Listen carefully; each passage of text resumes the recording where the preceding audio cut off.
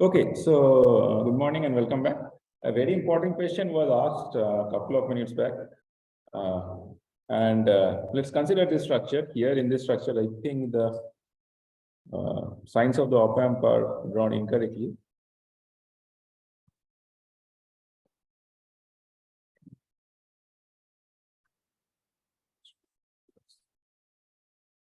And let's assume the feedback is closed, right? The feedback is on. So his question was, if I concentrate on M5, right? If I concentrate on M5, what from the perspective of fixing the bias of M5, this is a common source amplifier whose source is grounded, incrementally grounded. But what happens to the gate? We studied some biasing techniques, and we also said that there is problem if we just keep an open loop bias, right? So among the four biasing techniques crudely that we studied, that is observe at gate, feedback at drain, observe at drain, feedback at gate, observe at drain, feedback at source, and so on and so forth. So which among these four is this, or is it something completely new or doesn't adhere to any of those four configurations?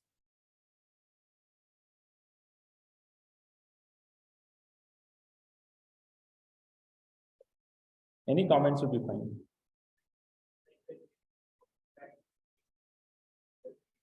Right. So you can do the same thing as we did in case of when we were developing the topologies. So let's assume that if V0 increases, right? In this case, so this is I0. Let's assume that M5 is not biased properly. Okay. So let's assume the M5 is sourcing more current than I0. Okay, that's how we were doing this, right? Let's assume M5 is sourcing more current than I0. What will happen to V0? V0 will increase. So what information are you gathering from this observing V0? In terms of the relative strength of M5 and the current source, what should you need to do? You need to, in this case, since you cannot tweak the source, right? You can only tweak the gate. So what do you need to do to the gate? You need to increase it because you need to make the transistor weaker. And how do you make a PMOS weaker? By making VSG smaller, or in other words, by increasing the gate voltage, right? While the source is fixed. So that's what the negative feedback loop is doing. Can you see that? If V0 increases, it gets amped up by the GM R0 configuration, and it hits the gate of M5 and it pulls it up. Okay, so this is another way of biasing a transistor, right? So you can basically tell the same story in multiple different ways. So one clarification, this was, I think, lecture 38. I made a mistake here in terms of assigning the poles as -1, -1, negative P1, negative P2. So the way I have written, right, 1 plus S plus P1, 1 plus S by P2, then obviously P1 and in this case, the poles. So by mistake, I mean that this is not the conventional way of writing, right? Typically, when you write a pole, you say S minus P1, S minus P2, and then try to figure out. So generally, when you write a pole, the way you will see in literature, it's written as 1 minus S by P1, 1 minus S by P2, and then you ascribe some values to P1 and P2, and whatever it comes out, it comes out. Okay, so this is, even though this is mathematically correct, whatever I have written, it can lead to some confusion later on, because sometimes we write P1 to be minus of something, sometimes we write P1 to be plus of something, but it all boils down to the fact that whether you are writing this expression in terms of 1 plus S by P1, where you assume P1 is positive, or you are writing this expression as 1 minus S by P1, where assume P1 is negative, but which essentially means that your pole lies on the left half plane, and thus it's stable. So yes. Yeah, this is real poles, and this will always be in the left half plane. Right? So that's why you will see, especially the treatment is slightly different if you are doing pure control system courses or you are doing circuit design courses, even though we are doing the same thing, but there is an inherent assumption or approximation that the open loop poles, that is the poles of L of S, are always stable. Did not necessarily be the case, but it turns out to be when you are making it with transistors, right? However, the issue is when you close the loop, there is no such guarantee.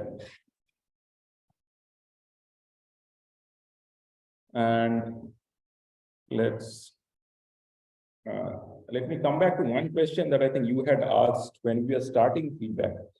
And the question was, if I recall, was as follows.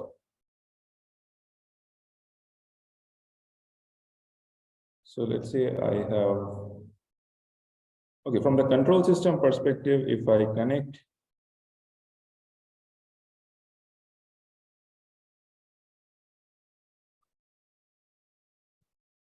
so what happens if I flip the signs? Or rather, if I say this is in the conventional sense, V naught is VI by H GH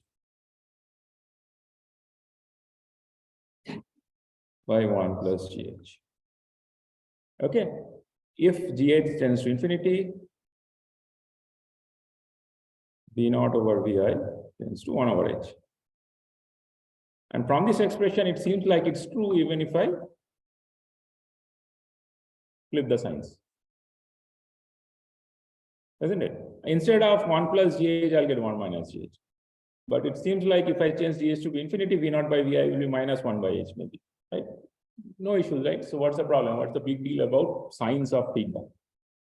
And signs of feedback is not particularly apparent if you look only at this picture. That is why we normally say that, see, I mean, if the error voltage should decrease, if the signs of the feedback is not right, the error voltage will increase and it will die also.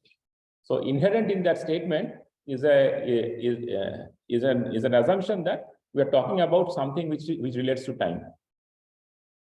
Right? If the feedback voltage increases, output increases, which means there is a sequence of events I'm talking about, which means there is inherent assumption of time. So, which is not evident from this expression. Okay. So, whenever you are getting into the inherent assumption of time, which means you'll have to do another analysis. And how does time relate to poles or zeros or S domain? S domain is essentially one transformed version of time domain, right? You make a transform on top of a time domain expression and you get a S domain expression. The Laplace and time domain expressions are equivalent of each other, just that you are viewing it at a different domain.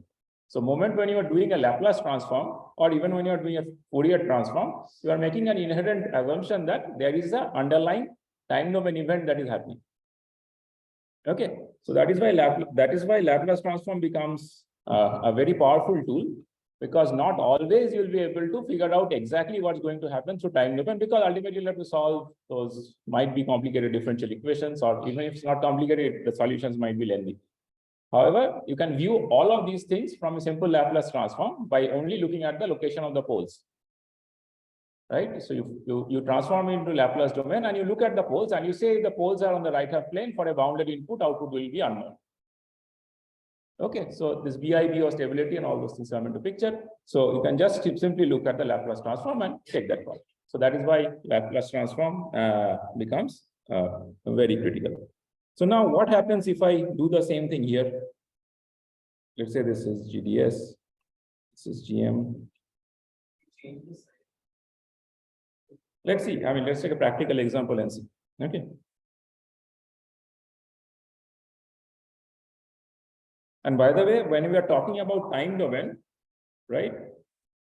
And if this happens, something else will happen, which means there is an inherent delay, right? That's why it makes sense. If there is no delay in the system, then everything is instantaneous. There's no point of talking about any time domain activity.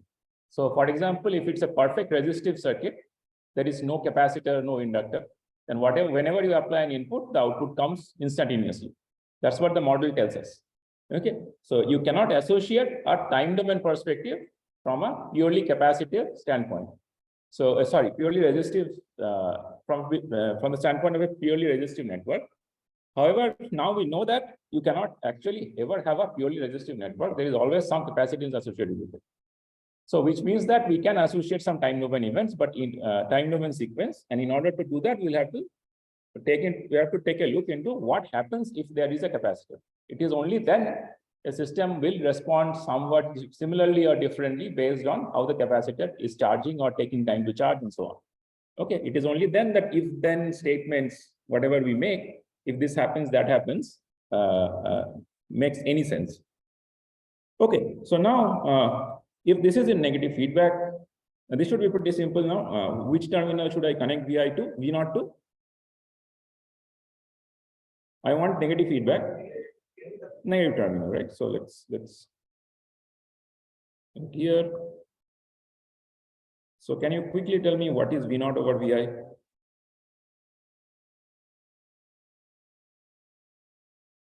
Do a quick calculation and tell me.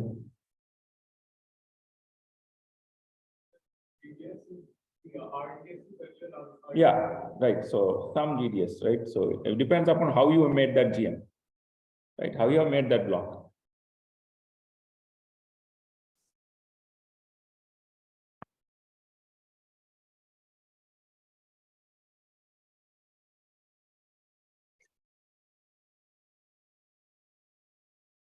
GM by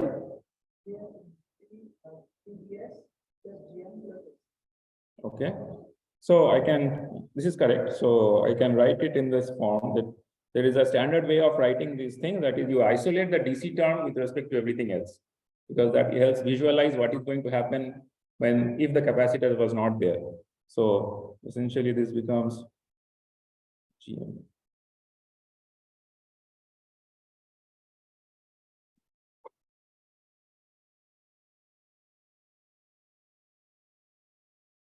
Okay, so no issues. If you apply a step input now to Vi, say Vi is a step input. What do you think V0 will be? V0 will look like? Let's assume GM plus G, I mean, this ratio is very high. That is, sorry, I mean, let's assume GM over GDS is very high. Much, much better than 1. So what do you think V0 will look like?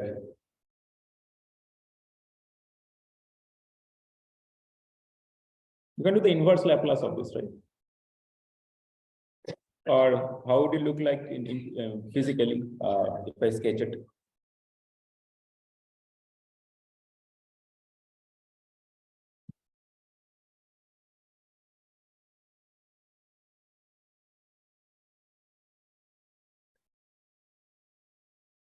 This is time domain now, I'm looking at it in a time domain perspective.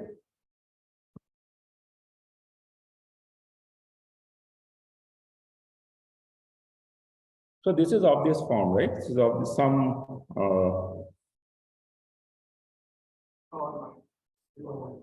Right. So this is of this form, like 1 by 1 equal A by S plus A. And if you do a step input, it becomes 1 by S times S plus A. You have done this? Oh, fine. So, so I can expect you to know this. Okay, fine. So essentially, your output will be of this form. Will go like this. Use a different color. So this will be your V0. You will asymptotically go to Vi or with some steady state error. So what is the error voltage? What is the error voltage? Error voltage is Vi minus V0, right? This is the error voltage. This is actually the input to the error amplifier. So what is happening to the error voltage with time? The error voltage is decreasing, right? Because this difference is the error voltage. That difference goes to, I mean, if the gain of, if GM over GDS is infinity, that error voltage will eventually go to 0 because the steady state error will go to 0. Okay. So this is fine. But now let's assume what happens if I connect V0 to the other terminal, right? So I mean, V0 goes to the positive terminal and apply Vi to the negative terminal. It means I am asking you to see what happens in this case.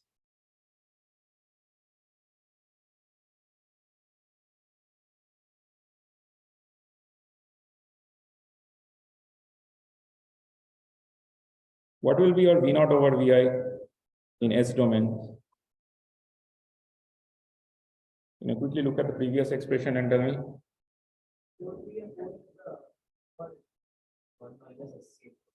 Yeah, so your this stuff will be, I mean, you will have something here.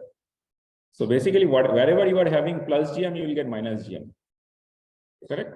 So you'll have here minus GM by minus GM plus GDS by 1 plus SC over GDS minus GM. And if GM is much larger than GDS, what can you comment on the pole location? This pole is at plus GM minus GDS by C. In this case, your pole was at minus GM plus GDS over C. So this is the right hand side pole, which means that now if I apply a step input Vi,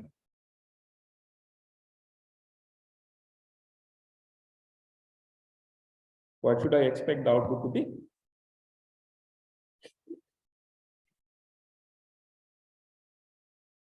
Again, the inverse Laplace of this. I mean, obviously you cannot do inverse Laplace of a unbounded system, but when you have poles on the right half plane, and if you assume that this is of this form, right? A by S minus A, let's say. Instead of e to the power minus t over tau, something will be e to the power plus t over tau, and it will diverge, right? So this will keep on shooting. I mean, in this idealistic model, it will go to infinity, and which is a way of saying that your system is not stable. Yes.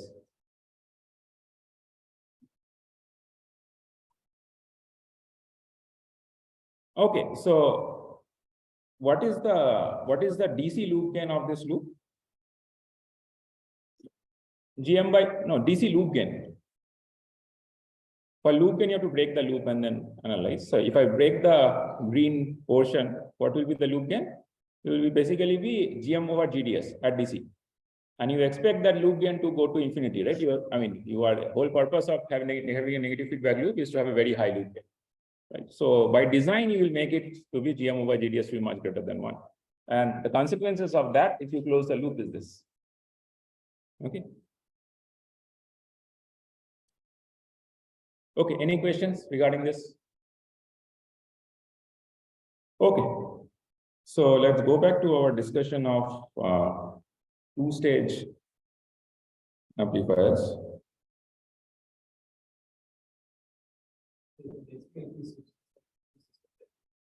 Yeah.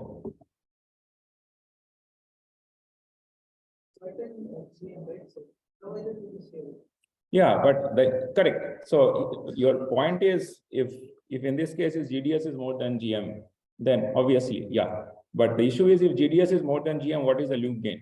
Is it less than 1? Right? So, I mean, nothing comes back essentially through negative feedback, so it can always be stable. But that's the inconsequential system, even though mathematically you can write some equations.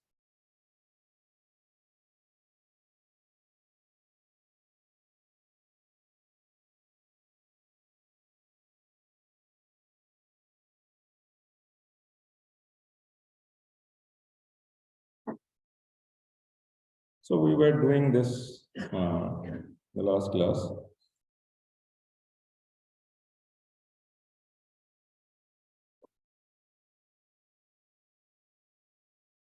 And we associated, this was, we call this one GM1, GM2, and you had this is GDS1, so GDS2. And we saw that there were poles, 2 poles associated with this. So if I just concentrate on the magnitude of the open loop poles, we know that the poles are on the left half plane. But if we concentrate on the magnitude of the open loop poles, this P1 is at C1,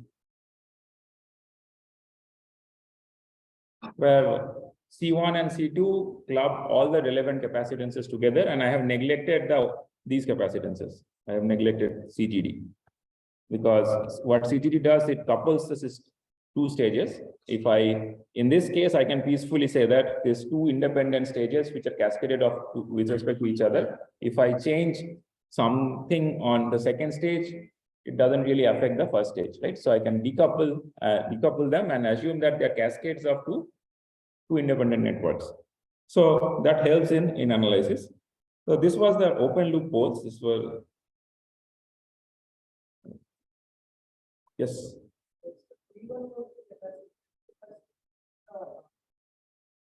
Correct. So in the analysis that we were doing and that we did in the previous lecture, this was a differential amplifier, right? This was different. Yes. Yeah. So essentially, the second stage doesn't load the first stage. There is no current that is being asked for from the second stage, right? And then we did this closed loop scenario, right? What happens if we? So by the way, there is another standard way of representing this. Now, this we know this is basically a GM, correct? So if we are representing the first stage as some GM1, I can also use a symbolic representation of GM2 and say that this is this, and I will ground the other terminal. So basically, this is, let's say, this is source, this is gate. So this is equivalent to saying this is source, this is gate. Okay, this is another standard way of representing. Nothing changes, just the symbols becomes less clunky.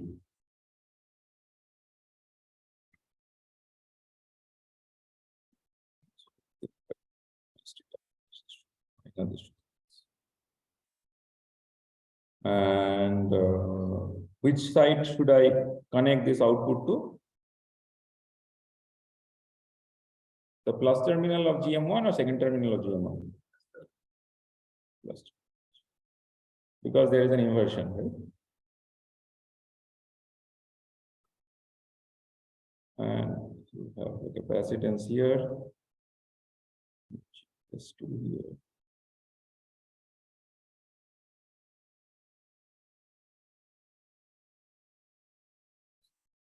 And we wrote the full-blown V0 over Vi, and we found that there is certain relationship of P1 and P2 that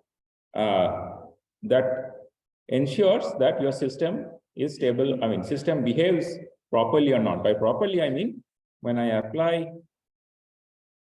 a step input at Vi, I expect the output to go like this.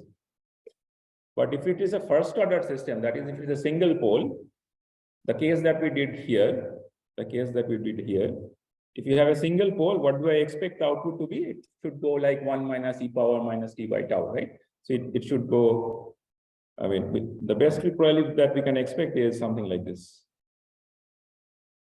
However, this is a second order system. This is not a first order system. And we characterize our second order system using damping factors, right? So if we can express V0 over Vi in this form.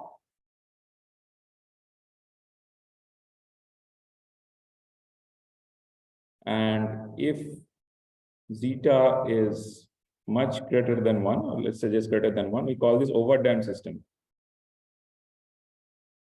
And in case of overdamped, this is what the behavior looks like, right? If zeta is equal to 1, what do we call it? Critically damped. And if zeta is less than 1, we call it underdamped. So let's do the underdamped first. What will happen if the system is underdamped? What will the step response look like? Yeah, so it will go. And if it's zeta tends to 0, right? If zeta tends to 0, yeah, right. So that's called an undamped system essentially, right? So if zeta tends to 0, you get this sustained oscillation. So this is zeta tends to 0. This is zeta less than 1. So theta equal to 1. So which one of these 3 or 4 combinations do you think is a good solution in terms of making a good amplifier or in good negative feedback loop? Why undamped? Pardon? But undamped is this one, right? The one that keeps on oscillating. So you have applied a step input. What do you expect the output to be? Step output, right? Because it's in LTI system, right? Whatever you are giving, you are expecting a scaled or some scaled version of this. You don't expect something else, right? So, so essentially, you would expect something to be ideally you would expect a scaled version of the input. Okay, let me take that statement back. I mean, the fact that it is LTI or not LTI doesn't have anything to do with this statement. So the other way of saying this thing is implying this is the whole purpose of using this negative feedback loop was to ensure V0 tracks Vi properly. In this case, it's unity gain. So you can recognize here a gain of 1, but whole purpose of doing this thing was to ensure that V0 follows Vi as faithfully as possible. However, if you are not particularly careful with these damping factors, it might as well be that the V0 overshoots, undershoots, does all sort of weird things. And when you are designing this amplifier in a negative feedback loop for some user, you would expect that if you give an input, the output, I'm okay with the fact that the output will not follow the input immediately, because everybody understands nothing is instantaneous. However, we would expect the output to follow input after some time. And that time should be as small as possible in a good design. Okay, so if it overshoots and undershoots and keeps on going like that forever, which means that the output takes long time to settle before it starts to follow the input. Which means that as a user, you'll have to wait for longer time to make a decision. Right? From the user's perspective, you have given an input and the output is like it goes on forever. And after like maybe 1 day it settles, which means that's an amplifier that is of no use. Okay, so not only you need to make an amplifier which gives you good output settling, that is good DC response, but you would also want to have an amplifier where that DC response is achieved quickly. Right? And that is where this damping factor things is a problem. So ideally you don't want any overshoot, undershoot. And ideally you also don't want an overdamped system, because an overdamped system can take forever to settle. So the good compromise between these two is say that most often we want to use a critically damped system that is zeta equal to 1. But having said that, it's not necessary that we always need zeta equal to 1. We can sometimes get away with underdamped systems also. However, I mean, this looks like one decent boundary to target. And if we go slightly underdamped, slightly overdamped, it's okay. Okay. So now look at your expressions from the previous lecture and tell me what is the expression of zeta.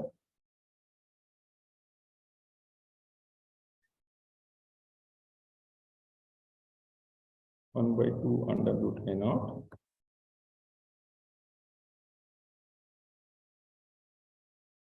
Note that P1 and P2 are all open loop poles. Okay.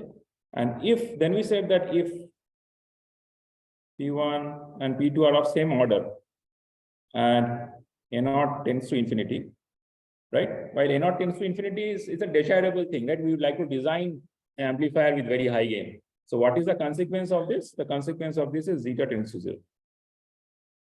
Okay. So now you are in a suit, right? So I want a good amplifier with a very large gain. I put 2 of these things together, supposed to be even larger gain, even better amplifier. I put it in negative feedback and everything dances, right? So it's a problem.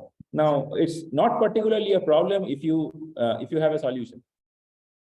So the solution is as follows. What if P1 is not of the same order as P2, right? If let's assume one is at much larger frequency than the other, right? So if P2 is, let's say, much greater than P1, then what does zeta tend to, I mean, or rather in this case, the expression of the zeta I can assume is to be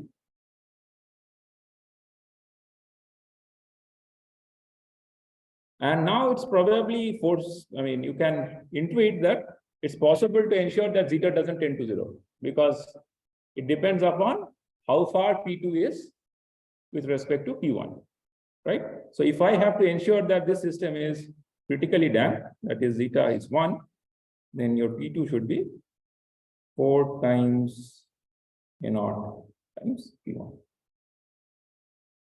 So if you can ensure this by design, then your system will be stable. Okay. And stable, by stable in this case, I mean it will settle with no overshoot. And it will be fastest settling without any overshoot. Okay. So what is P2? Now P2 and P1 are with respect to the locations of the poles, but we know that the locations of the poles are related to the circuit parameters. So what is P2? P2 is GTS2 by C2. What is A0? Okay, A0 will do. What is P1? GDS1 by C1. So how do you know what is P1 and P2? You essentially break the loop, right? You break the loop and you look at the time constant. So I think I'm confusing you.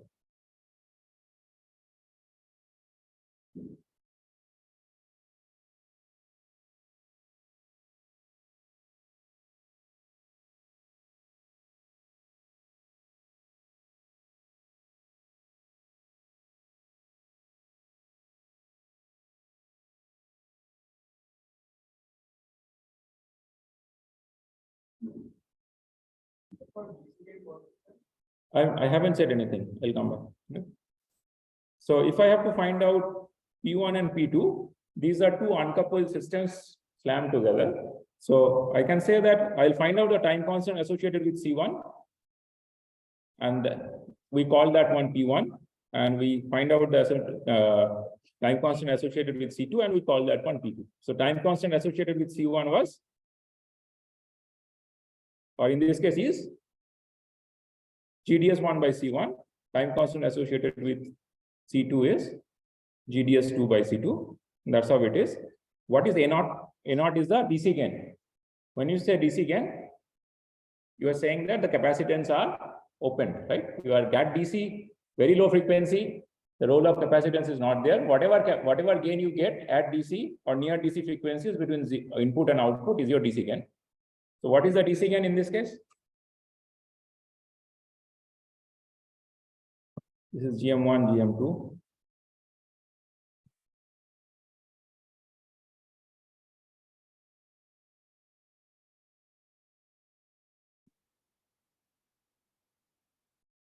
So what is the current? If I apply a test voltage here, what is the current?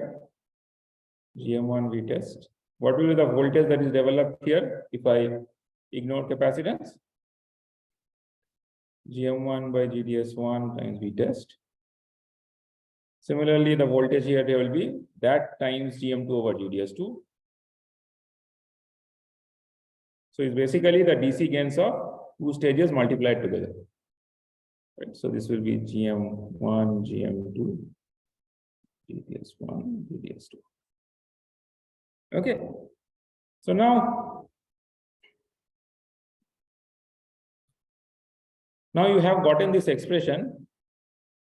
You have gotten this expression to ensure that your system is critically damped. Now, among these, which one do you think you can change?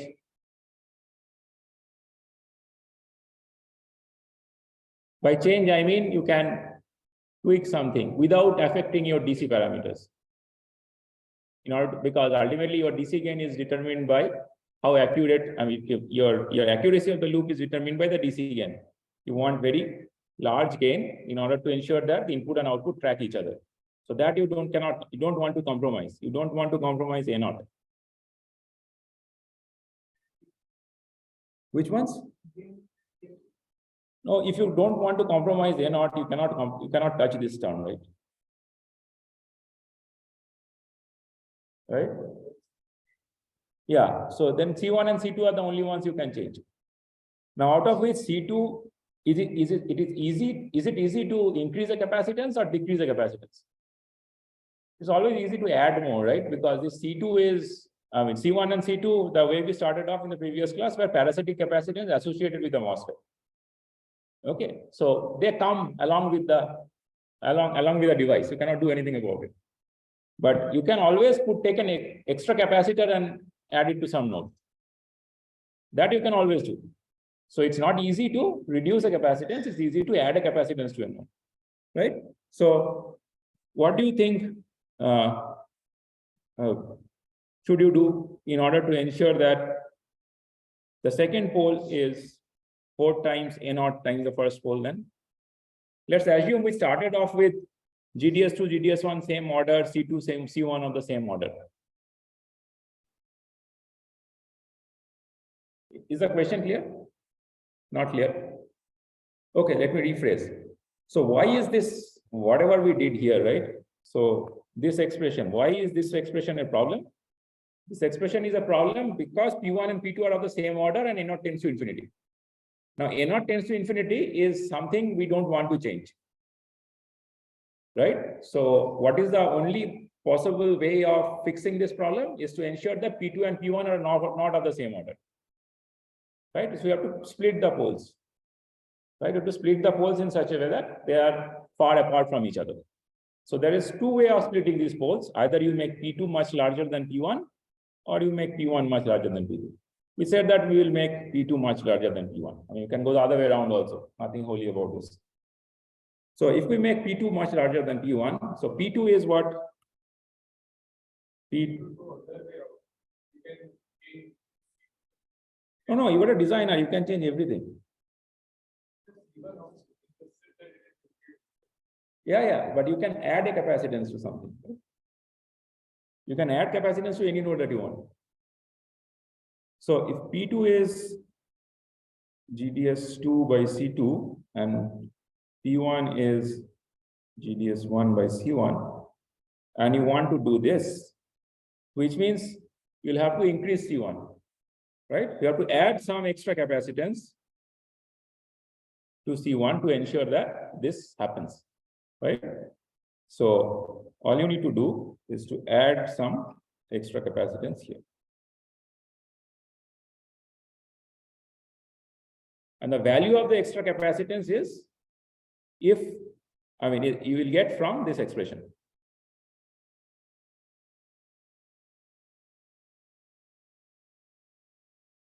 Okay, so you want to, can you repeat the question? Okay, so if, again, his question is what's the need of this capacitance? So if GDS and Cs are of the same order, then you cannot ensure this. Correct? So now you have to ensure that the pole associated with the first node, that is with, it's a V1, and the pole associated with V2 are far apart, right? So one way to ensure that is to say that I will make one of the capacitance go to 0. They automatically become far apart, but that is a physical impossibility. You cannot do that. This capacitance comes with the device. So then the next best thing that we can say is that we will add more capacitance to one of the node to put this. So basically, if I cannot move one pole to higher frequency, I can move one pole to the lower frequency. That I can obviously do. Okay, so in your if I do a Bode plot of this,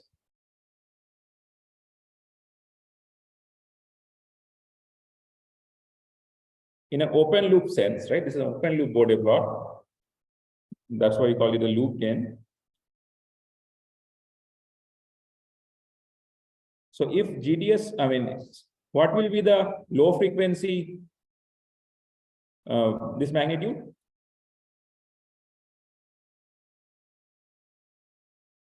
A0, right? This will be A0. That is the gain at DC. Then you will hit some pole. I don't know which one is first, P1 and P1, depending on the value of GDS and Cs, either P1 can come first or P2 can come first. But let's assume they are of the similar order, so they're bunched together somehow. So let's say this is P1, let's say this is P2. So this goes this. you will have minus 20 dB per decade roll off here. Then you will have another minus 20, you will have minus 40 dB per decade roll off. Okay. So now we are saying that this is not a good thing, right? This is not a good thing because P1 and P2 are close by. So one way to fix this problem is to say if I can move P2 at much higher frequency, so that this goes like this. Or then we say that this is not possible because not possible to reduce cap, but I can increase cap at one node. So if I add extra capacitance as C1, this P1 will move to the left. Okay. So this P1 is GDS1 by C1, P2 is GDS2 by C2. This P1 will move to the left. And how far do I need to move P1 to the left is given by this expression. Is given by this expression. So if I move P1 to the left sufficiently, so let's say this is my new P1. So you will have something like this and something like this. Okay. So now we have to figure out what is this new curve, right? So again, I can express loop gain in terms of A0 by 1 plus S by P1, 1 plus S by P2. In terms of Bode approximation, what is L? L equal to what for omega much less than P1, or in case of Bode approximation, Bode plots simply omega less than P1. What is L?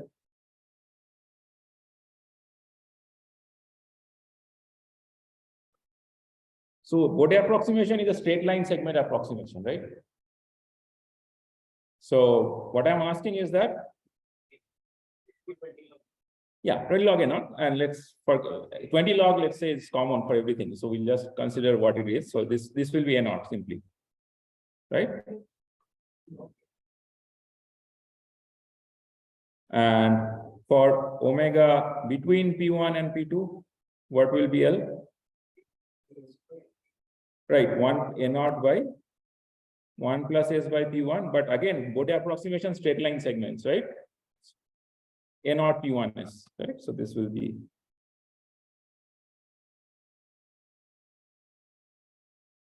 and for omega greater than P2,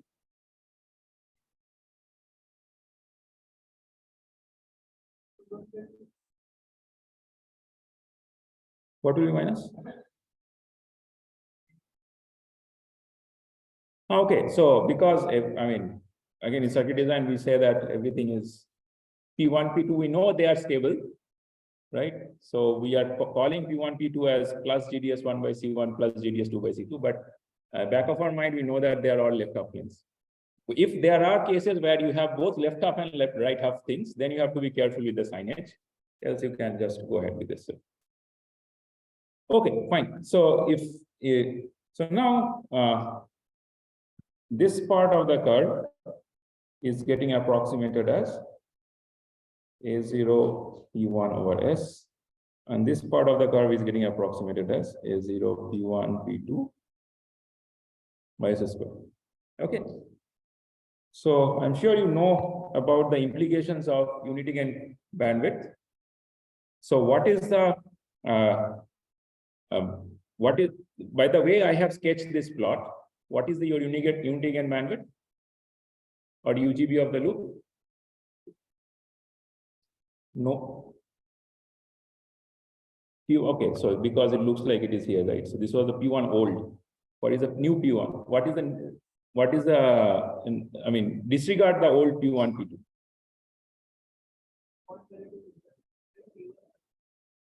No, right? You don't have to do anything. So you can just, this is the expression.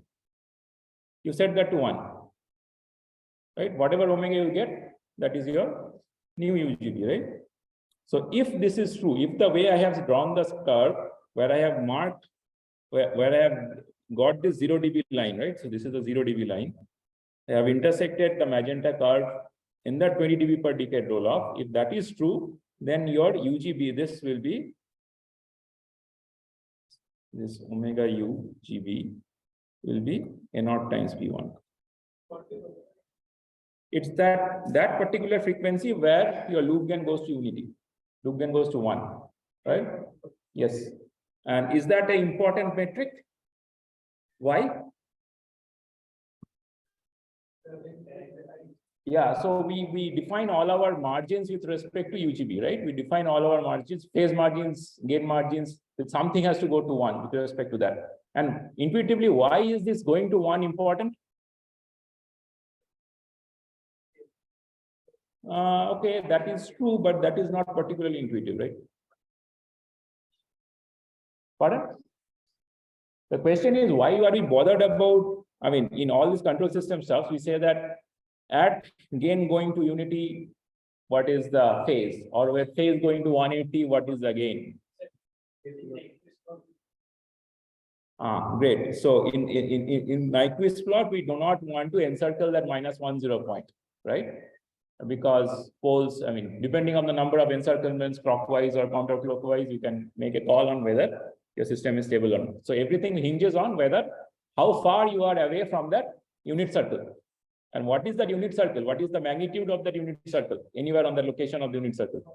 1, right? So you have to ensure what is the phase of your loop when you are crossing the unit circle, which means you have to ensure that what is the overall phase of the loop at the frequency gain of unity, right? So that is why you have to first locate where that UGB frequency is, unity gain frequency is. It is only when you can locate that you can go and figure out what is the excess phase.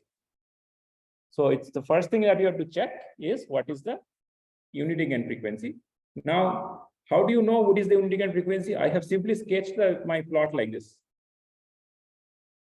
The unity gain frequency could have been after P2 also. Correct? So then how will you go about doing this? You will again do this piecewise thing. You will assume that unity gain frequency falls within P1 and P2, and then you find out what is the UGB and see whether that makes sense. If not, then you assume that unity gain frequency is above P2, and you do a calculation and see if that makes sense. The way I have drawn it is, but it did not necessarily be the case. For example, let's say my P1 is here and P2 is here. It could as well have been, it was going -20 dB per decade, and then hit P2, then it goes like this. Right? So here it becomes -40 dB per decade. And this becomes your new omega UGB. Okay. So if this is the case, then obviously, I'm assuming you are comfortable with phase margins, your phase margin will not be good, right? Alternatively, if you have to now make this system stable, we know that you have to push this pole to a lower frequency. If you push this pole to a lower frequency, the roll-off will start at a lower frequency. And then your phase margins might start becoming better and better. And if this is not sufficient, you have to push it even at lower frequency and so on.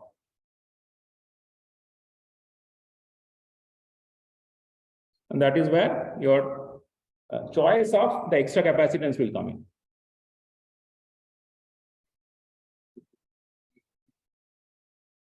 Ideally, yes, in this case, but it's not apparent from this discussion why, but I assume that you know that from your control system stuff. If not, I will cover that in the next class. Right between P1 and P2. Here we are not sure if it lies between P1 and P2 and we're trying to bring it back. Yes. So there we could calculate the phase margin like 1.5 to decade distance. Correct. You can calculate phase margins, right? But if you don't do anything, how do you ensure that it is where it is, where you want it to be? There's no guarantee that you just put the system together and your poles are perfectly where you want it to be. If it's not, then what can you do? That's the question, right? Then you have to split the poles in such a way that UGB lies within P1 and P2. And how much you need to split it, it depends on what value you chose. Okay. So at the crossover time, we want it to be minus 20 dB. Yeah. Correct. So that's essentially the moral of the story. At the crossover, you want minus 20 dB per decade. Okay. Okay, fine. Let's stop here.